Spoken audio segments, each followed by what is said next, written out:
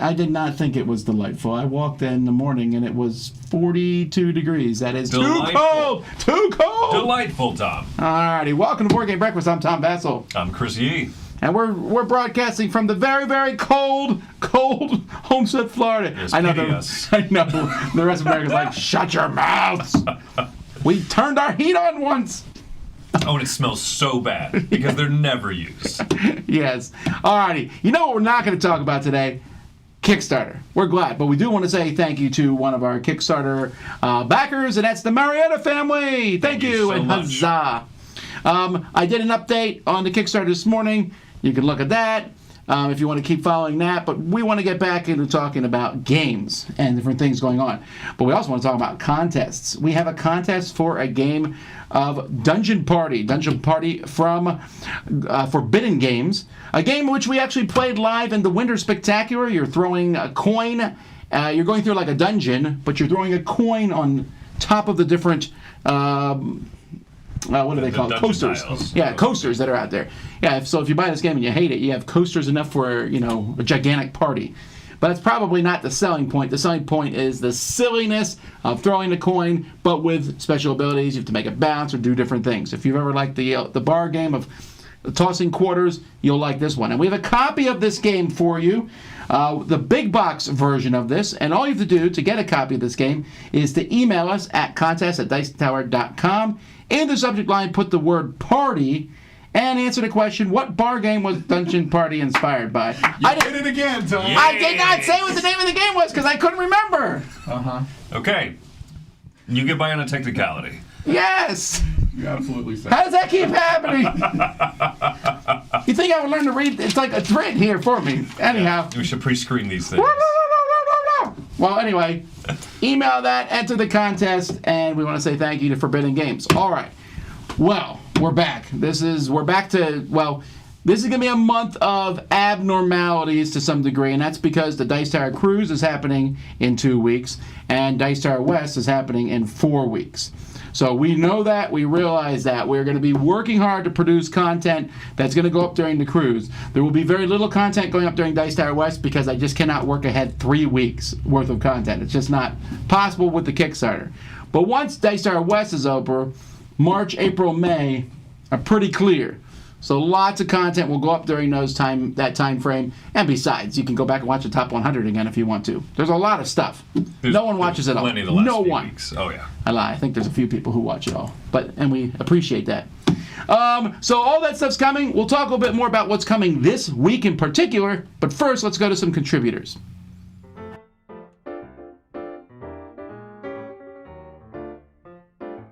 Hi, it's Tarrant. And Stella here from Maple University and the Dice Tower. Now, we are really bad at the crew mission, Dipsy in particular. I wouldn't say we're really bad. I'd just say it's a challenge. It adds some tricky challenges to the game. That's true, because you never know what sort of card you're going to draw in this version of it, rather than, you know, number one. If you remember, it has the logbook, which you can go from kind of like easy to harder, gives you a little bit more confidence. But this one, smack bang, you can just get something.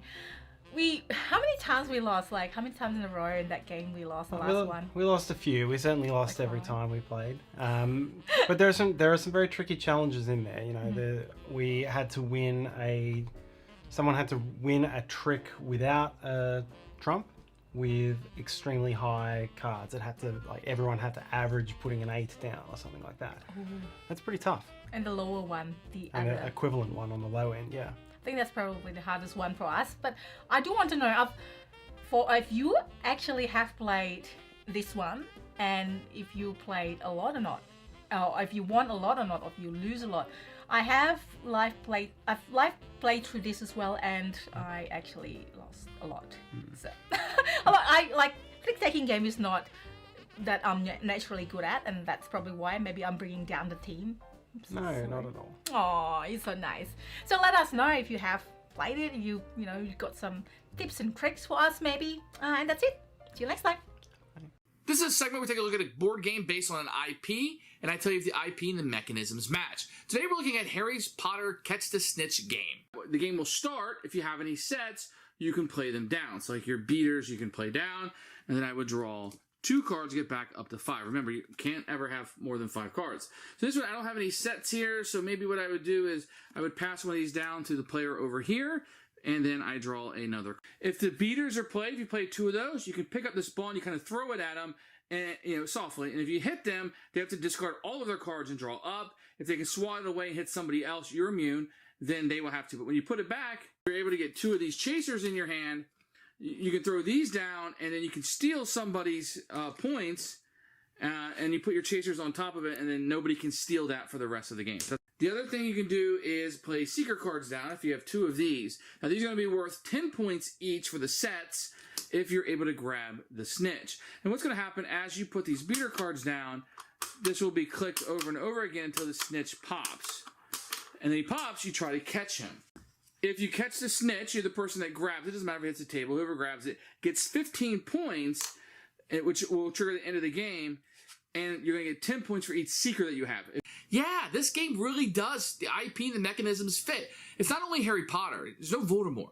You're in a Quidditch match. And I feel that way. I'm quickly playing these cards so, theoretically my team is swooping in and throwing the ball and scoring me points, etc., right? In the meantime, I got to worry about people throwing balls at me. And they might hit me. And I get that snitch coming up that's worth all those points. And I'm doing all these things, and it's chaotic, and it's fun, and I'm laughing, and I'm enjoying Harry Potter. And yes, this is exactly what I feel like a Quidditch match would be. It's very immersive. My kids like throwing the balls at me. That snitch coming up, and I'm trying to catch it out of the air. Yeah, this is it in a board game with some dexterity and some set collection and some hand management and some take that and throwing bludgeon balls at dad and a snitch poking me in the eye. Harry Potter, Catch the Snitch. Yes, it does.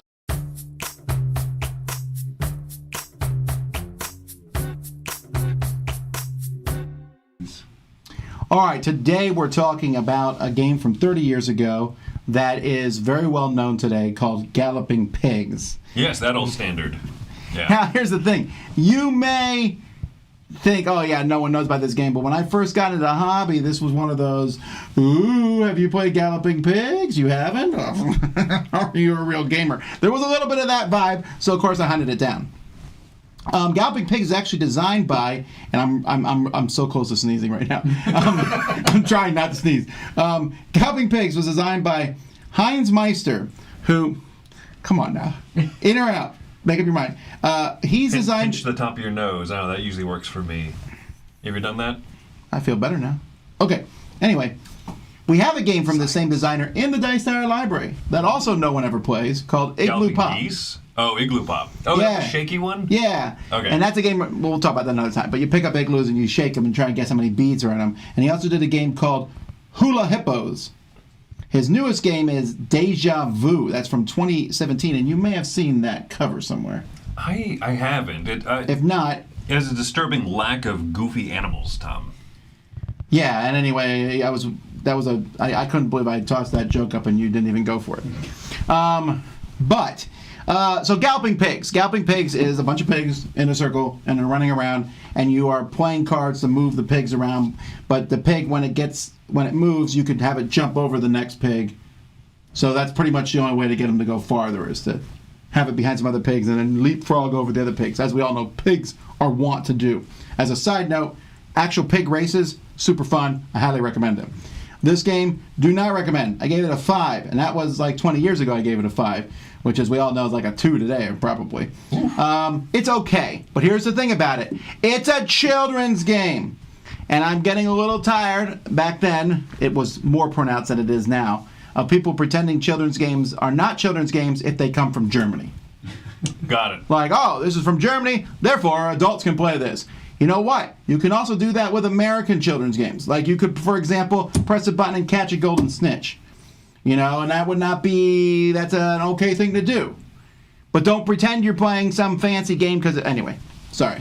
But there was... Catch the Poop is going to become the hot new mature trend, Tom. I mean, Crokinole, even. Like, that game has an odd amount of reverence towards it for just kind of flicking discs at each other. Yeah, but that one kind of falls into darts and different categories. The Galloping Pig. All right, we're getting off topic here. Mike, stay out of this. You want this spot? Nah. You don't need to play Galloping Pigs. In fact, I put it in a bag because the box I got it in was too big for everything, and back then I was trying to be more economical with my stuff. It's okay. It has some cute plastic pigs, but there are many other better pig games out there. So Galloping Pigs, pass it.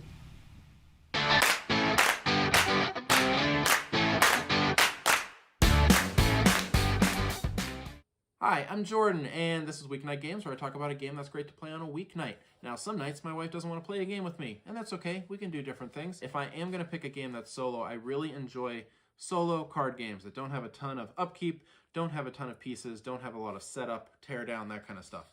And one of my favorite companies, of course, for that is Button Shy Games. And so I wanted to talk about 2 recent games that I picked up from Button Shy that I think are really kind of special solo games. And so first one here is Unsurmountable. I don't know if that's a word, but that's actually the written name on the game. And in this one, you are a mountain climber, hiker, trying to get up this mountain. You have these cards that have paths on them, and you're trying to take the cards, put them in a mountain shape on the table, and connect the paths to get from the bottom of the mountain to the top of the mountain.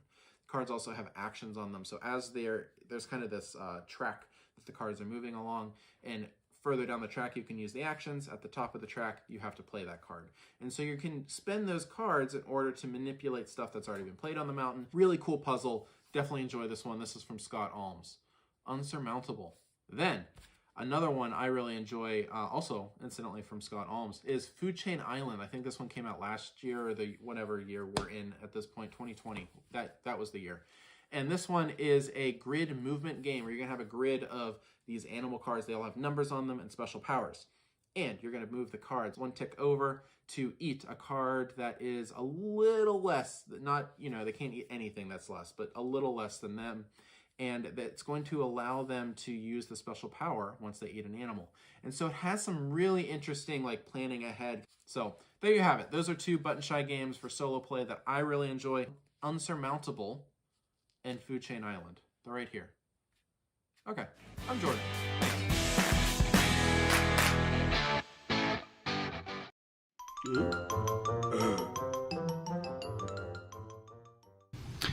All right, so a lot of little reviews going up this week. I'm taking a look at some reprints. I'm taking a look at Doomlings. I'm taking a look at City Chase, which is like a Scotland Yard for kids. But we have all our normal stuff is back. Our board game breakfast on Thursday, our crowd surfing on Wednesday, marble racing tomorrow, and stuff that's not for me. So what are you doing this week? I've got a pile of 5 truly horrendous games. So one of those will be going up, and then tomorrow. So my top game of last year, we've kind of been live playing each of our top games from last year. And I said no to yours. Yeah. My Golem was already live played, right? Right. I don't want to do it twice. So number 2 was Destinies. That was also live played. Also live played. Number 3 was Adventure Tactics.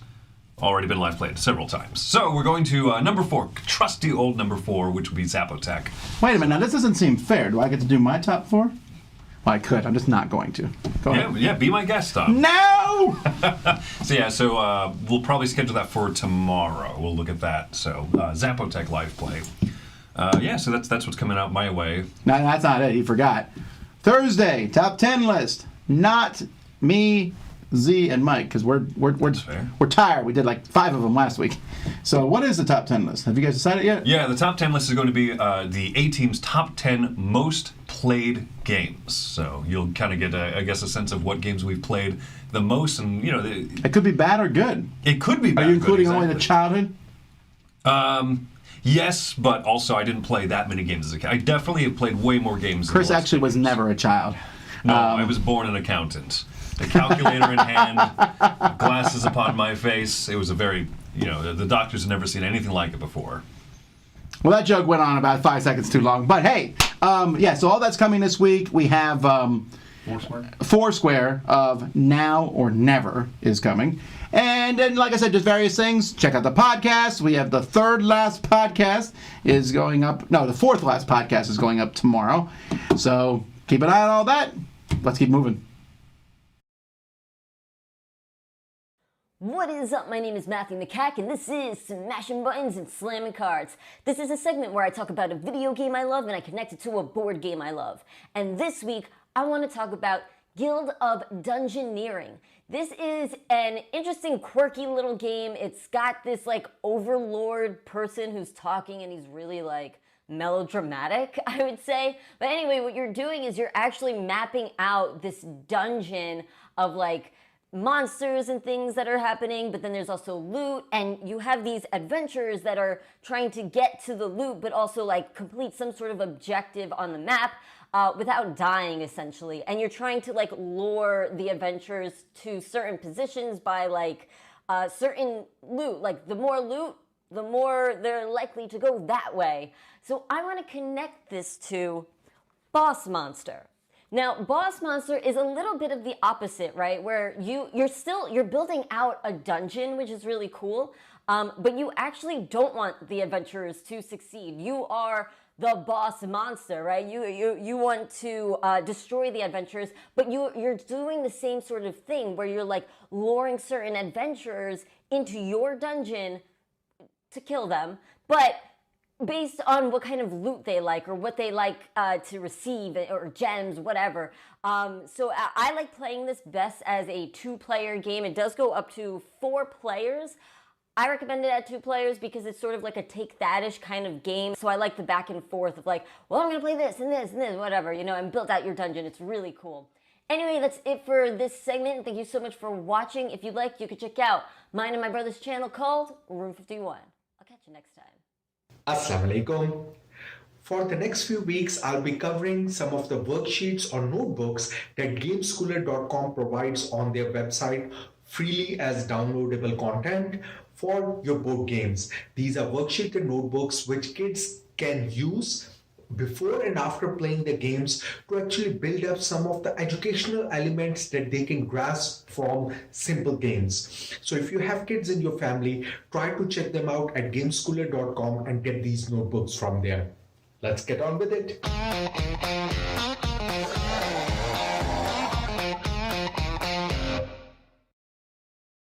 For Catan, they have a probability worksheet, and in this worksheet, the players or the kids are going to be asked to fill the probability that what do they think is going to be the highest number that's going to be rolled, what's the most probable number they will be getting, what should be the ideal places for settlement. Then on the next few pages, they will be building up some graphs of what's the actual probability of the 2 combination of dices that can happen, and using those trying to work out that what's the actual combination that can happen most of the time. So for example, the adults will already know that 6 or number 8 is going to come because there are too many combinations that can happen with those that are going to come. Why is number 7 so important? And kids will get to work out some graphs based on those combinations and then change their results, that now What do they think about the probability? So it's a good worksheet for kids to understand that how probability works and how they can work out the most economical or the most beneficial things that they can do in this game, as well as apply some general common sense of probability on other real world mechanics as well. Happy gaming!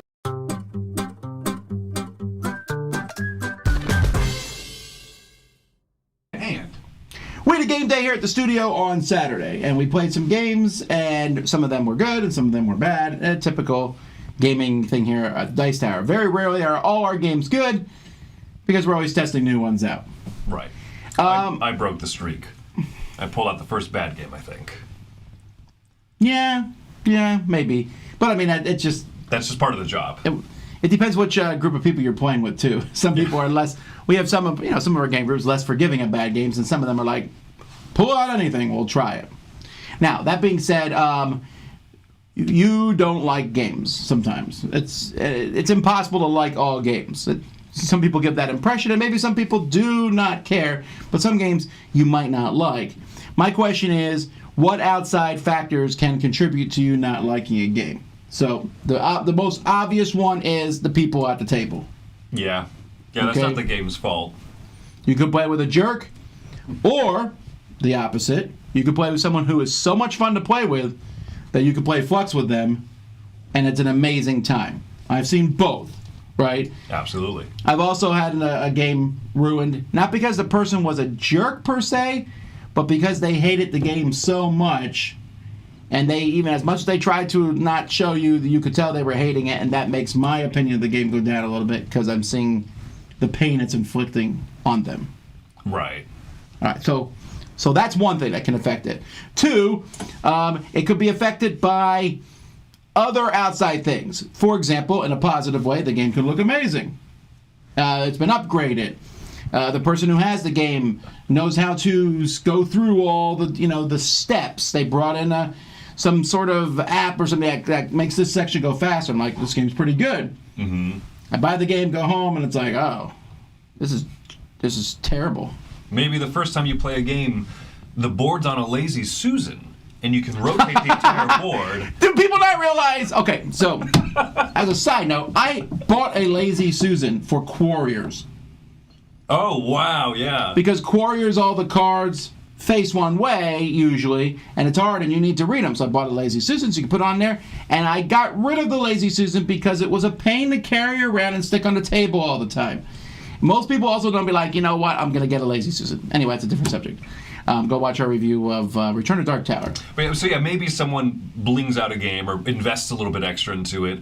Maybe you had a really good rules teach. Or maybe on a different game you had a really bad rules teach. I agree. And, if you had taken that game home, learned it yourself, your opinion would be different. It happens. Then there is outside factors, obviously. You woke up and had a huge argument with your spouse. Your car broke down on the way, so you had to get an Uber to get there the rest of the way. You got there, and everyone was already involved in a game that just started 10 minutes before you got there, so they're too far into the game to restart, and you got to sit there for 2 hours. Then you play a game that you might normally say is fine, but you're just not in the mood for it. That doesn't normally affect my opinion of the game. I might have said that was a bad session. Yeah.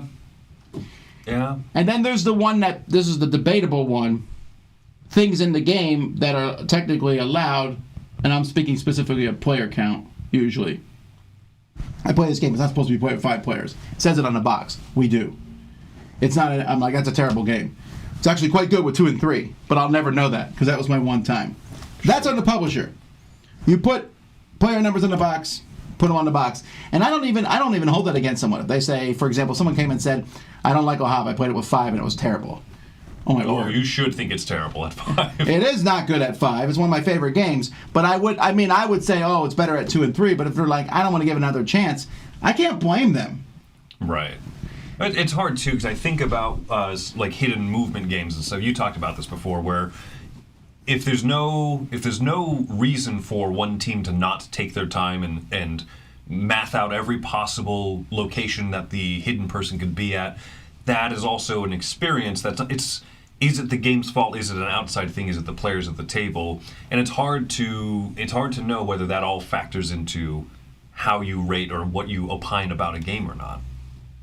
Yeah, and for me, sometimes taking the hardest one for me is the players. I definitely played some games with some people who were having a bad time and they hated it, and it's hard for me to judge it's harder for me to judge the game. Right. Both ways. Sometimes it's because I'm like, yeah, the game wasn't any fun, but maybe it's because the people just weren't into it. And sometimes I'll be like, no, the game was fun, despite those people, but maybe it really isn't.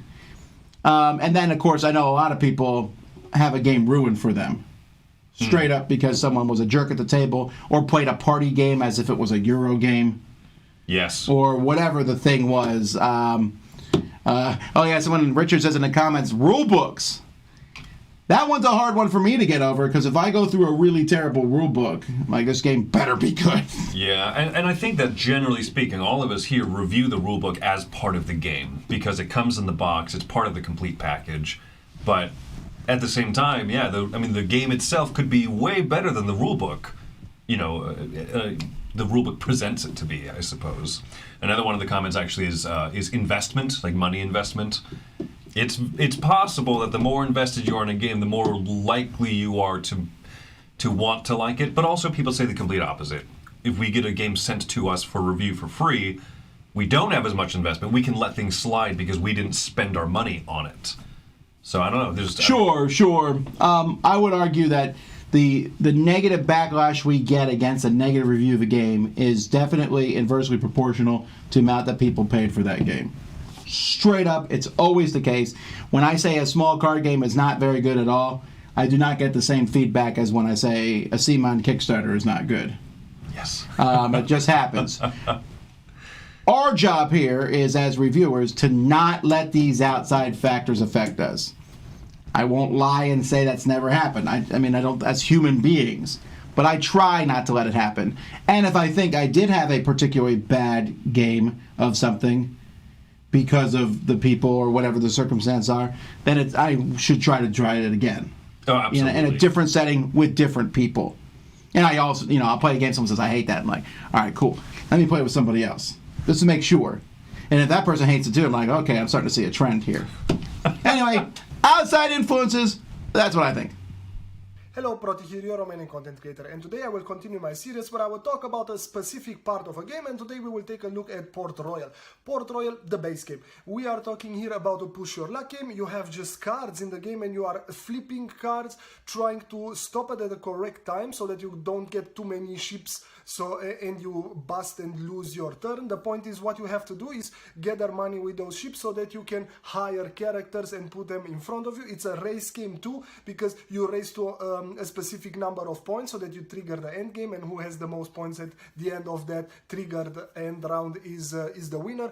Those characters are giving you, first of all, special powers, and second of all, points. And so this is the interesting part because you can go for different characters, different powers and so on, but in the essence it is a push your luck game. And I wanted to talk about a specific card, which are those, if you can see, those, here is Negustor in Romanian, but it's the merchants, I assume, in English, which are giving you 1 extra money when you take from the middle, not a character, but a ship of that specific color. And I think, yeah, there are more powerful characters in the game which give you more powerful abilities, but this is something that I think you should not overlook, because if you can, they are giving you points for sure, and if you find a nice variety of colors, you will always get that extra money. Maybe you are focusing on one color and having 2 merchants on the same color, so you get 2 points or 2 money extra if you take a ship. And this is helping you a lot because it's giving you a lot of buying power. And yes, I could have talked about like more powerful characters, but I think those merchants are not to be overlooked. Why? Because they can give you the extra money that you need to buy maybe the final character to win the game, or buy more powerful characters with more points and more powerful abilities. So this is what I wanted to shortly talk about Port Royal. Have a nice breakfast. What's up, everybody? This is Nick Traeger with Meeples on the Ground, and I have 3 infuriating games that I just get me all wound up, but I find myself playing them again. let's get into it. First, let's start off with the hunger. This game is infuriating because I always die. I can never seem to get back to the castle before the sun burns me to a vampire crisp. But I just love how you build your deck, collect humans, get faster abilities, but then you have to run back for your life. And I am so greedy in this game that I always find myself burned to a crisp at the end, giving my opponent the victory every single time. Next, Lizard Wizard. Lizard Wizard is a game that takes a long time and is, a lot to set up. I got the Kickstarter edition, so I got all this stuff to put together, and there's, illegible things, and sometimes just little things get me, aesthetically about the game, and some of the rules and doing things and how long it takes to just do stuff, but I find myself wanting to play this one over and over. And last but not least, Killer Bunnies and the Quest for the Magic Carrot. This game, I have never won. I've only played as a 2-player. I'm always playing against Sarah. I'm like, cool, there's a 50-50 chance I might get that magic carrot and be the winner. No, never. Might have more carrots, might have less carrots, doesn't matter. Might have a good day, might have a bad day. No magic carrot for me. Always a magic carrot for Sarah. I just cannot seem to win. And it's just, you know what? We're probably going to play this again. And guess what? Spoiler, not going to get the magic carrot. So those are 3 games that I find infuriating, but I still find myself playing them at the table. What are games you find infuriating, but you still want to play? You still get them to the table, and you still keep pulling your hair out as you play them. There's just, let us know. But until next time, we'll talk to you guys later. Toodles!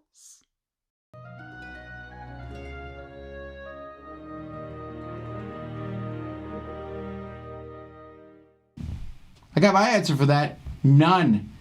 Because straight out, if a game infuriates me, ain't playing it. There's too many good games in the world. My only minor exception to that would be kids' games, and you know what? Still none. My kid loves a game, and I hate it. I'll be like, go play it with your friends. But I can play games with them that I do enjoy. Just played Yummy Yummy Monster Tummy with my son yesterday. Great game. I love it. I don't know, infuriate's a strong word, right? But there are moments, there's a certain games that really... I'm frustrated, oh no, and then I pull through, Yeah, but you love the game, right? Yeah. All right. Okay, so reviewing other things. I still haven't done anything new yet. The Mandalorian, the Book of Boba Fett isn't over yet. So I'm going back in time again, because I watched an old movie, and it happened to come out 30 years ago, and that's My Cousin Vinny. 30 years? Starring a non-balding... that could be a wig, I don't know. Is it? For Joe Pesci? It's a rug. It's a rug. It's a rug. So, if you haven't seen the movie is some boys are falsely accused of a crime. They call their cousin to come down and help them out. He's from New York and fits every New York stereotype ever made. Comes down to a southern town that fits every southern stereotype ever made. Absolutely. And they cross in a court trial, which is like an episode of Law and Order, but funny. I really like this movie because it feels realistic. And many of the times in a movie where the main character, Vinny, rolls his eyes or something at some stupidity that happens, I am also rolling my eyes at the same time, but I can see it happening or have run into circumstances where that happens too. It's almost like The Office, right? Like, it's one of those, like, oh, this is so, yeah, right, but also I've been there. Yeah, but it's good because he doesn't use necessarily... There's no strong moment of... Well, there is some strong moments of got you. There's actually, 7 of them. As he just obliterates each witness with just practical effects. Like, for example, a lady says she could see, 100 yards or whatever. So he pulls a tape measure out, holds up fingers. The judge answers the question, which is one of my favorite moments in the movie. You'd have to watch it. It's good. I think this is the movie. Is this the movie that made Marissa Tomei? She won an Oscar. Yeah, that made her famous. This movie and all. I believe so. I mean, she's not just Peter Parker's mom. Aunt. Sorry. Yeah. No, this is a movie that I watched as a kid. Definitely too young, right? Because it's very filled with language and everything. Yeah. It's Joe Pesci playing the same role that Joe Pesci has ever played in any movie ever. But Oh man, I love it. Just letting him run wild with it is so good. The cast is really excellent. Marissa Tomei is fantastic. I like the judge. I like all the Southern people involved. Herman Munster as the judge. I keep forgetting that's Herman Munster. So, anyhow, that's My Cousin Vinny. Recommend it. Well, for adults, but check it out.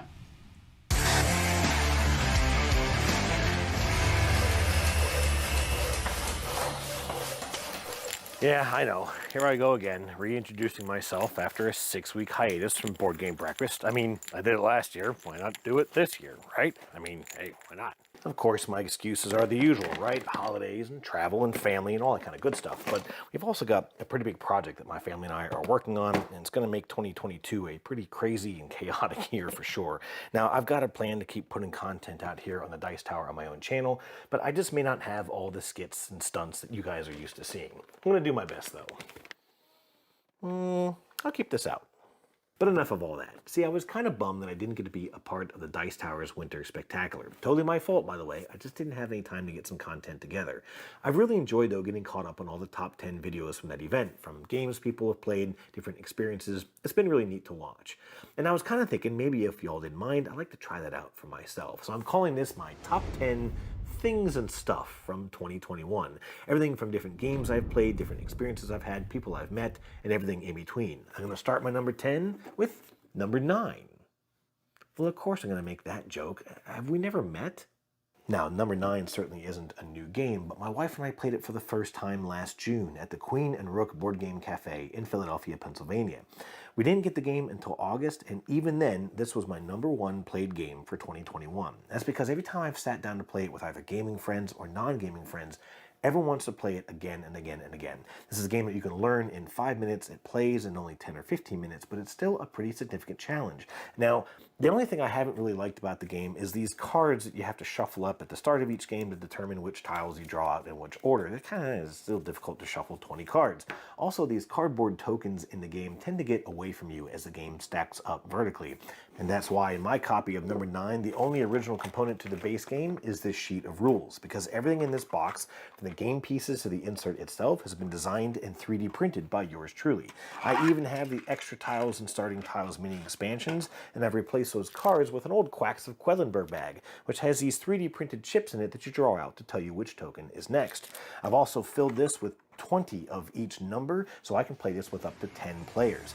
That's my goal for 2022. This is my number 10. Number 9, I've got 9 more of these to go, and we'll see you soon. Cheers. Here we go. I want that. Oh, sorry. You know, Tom, what I miss the most, I think... I want that for my library! One thing I miss the most in my childhood is TV edits of movies like My Cousin Vinny.